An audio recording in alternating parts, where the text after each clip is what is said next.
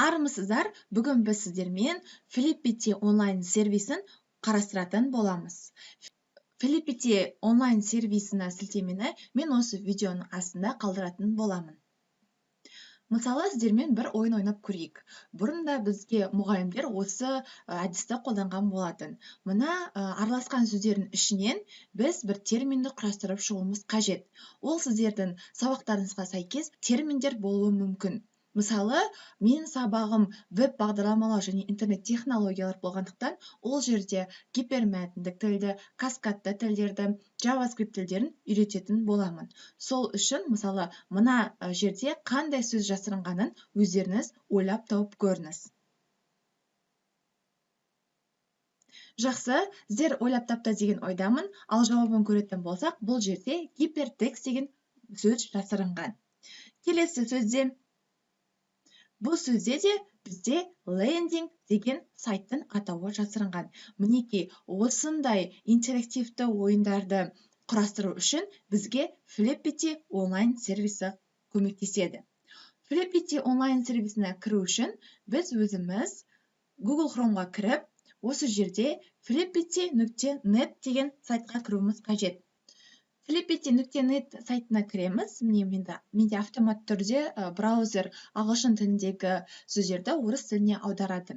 Енді бұл ағылшынша жазылған онлайн сервис.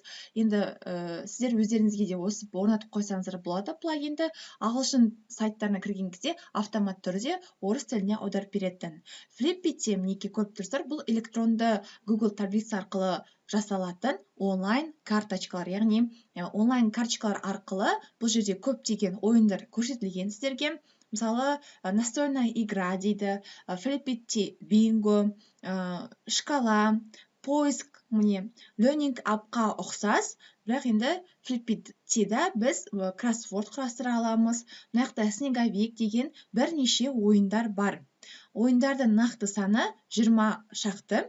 Және де біз бүгін қарастыратын ойын, ол скремблинг деп аталады. Яғни, скремблинг слов деген бұл сіздерге бағана көрсетіп өткендей терминдерді, сөздерді шатастырған, әріптерді шатастырған түрде көрсетеді. Және де оны студенттер, оқушылар қандай термин жасырылғанын табуы қажет. Бұл жерде көріп тұрсыздар, шаблон, демонстрация, инструкция деп тұр. Инструкцияның барлығын сіздерге көрсететін боламын. Бірден ойынды құрастыру үшін шаблонды басамыз. Шаблонды басқан кезде сіздерде мынандай сөз шығады: копия документа, создать копию до Flippity.net деп тұр. Біз создать копию дейміз. Осы создать копиюді басқаннан кейін бізде қазір Google таблица ашылуы қажет. Мінекей. Google таблица ашылды. Бұл Excel-де жұмыс істеген сияқты. Осы Google Excel ашылды. Енді осы жерде көріп тұрсыздар, World деп тұр, Wonder Woman, Superman деген сөздер, киноға қатысты терминдер, сөздер жасырылған. Енді өзіміздің сөзімізді осында енгізу үшін біз бұның барлығын өшіреміз. Неке астынан белгілеп, Delete-ні басамыз, сонда барлығы өшіп қалады. Енді әрқайсыларымыз өздеріңіздің сабақтарыңызға байланысты терминдерді, сөздерді жазасыздар. Мысалы, сайттик, ары қарай лендинг,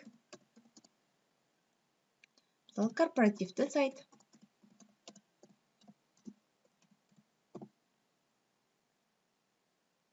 гипермәтін, сайт құрылымы,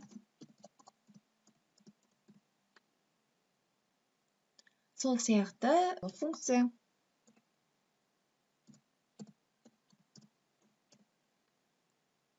слайдер деп өзіміз бірнеше сөздерді енгізе аламыз. Енді бұл жердегі мынау көрсетілген решеткамен сөз, бұл біздің тақырыбымызды мысалы ашуы да мүмкін. Сіздер оны решетка және де жалпы тақырып тауып бүгінгі сабақтың сайт құру дейік. Немесе сайт құрылымын құру.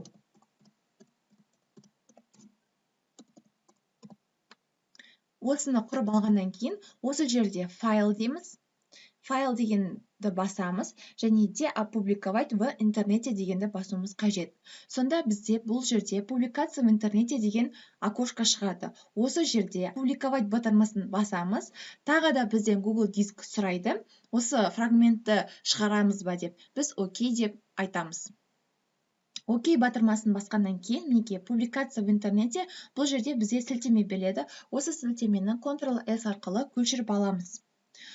Көшіріп алғаннан кейін, жаңадан вкладка ашып, осы сілтемемізді осында енгіземіз. Enter батырмасын басқанда, бізде қазір Flippity мінекей копиясы ашылды. Бұл жерде сіздердің бағанадан жазған сөздеріңіз шығарылған. Оны ары қарай бізге ойын ретінде құрастыру үшін get the link here дегенді басамыз.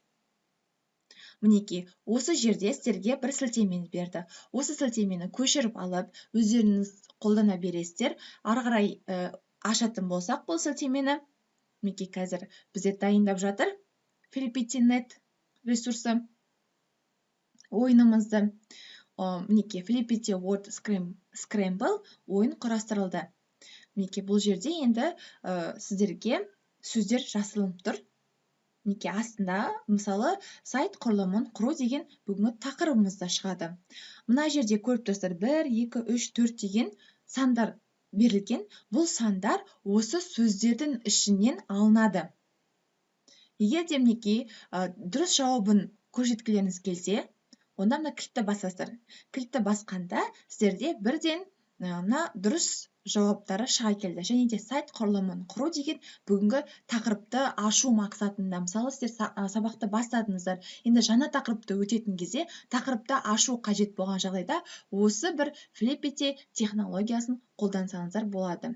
Бұл жерде сіздер, мысалы, жауабын өшіріп, осы жерде құрастырылған шатасқан сөздерді ретіне ауыстырсаңыз да болады. Ол үшін міне обновить деген батырманы басасыздар. Сол кезде басқа кейіпке түседі.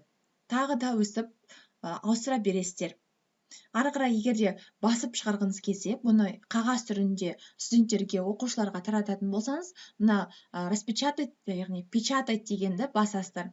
Сол кезде сіздерге мінекей ешқандай жауапсыз шығады. Осыны печатать ете аласыздар. Жауаппен шығару қажет болған жағдайда, мына кілтті басып, қайтадан распечаткаға жіберсеңіздер, онда жауабымен сіздерге шығатын болады. Бүгінгі біздің қарастырған Flippity технологиясына Word Scramble деген ойыны ғана, одан да басқа ойындарды Flippity.net онлайн сервисінен көре аласыздар.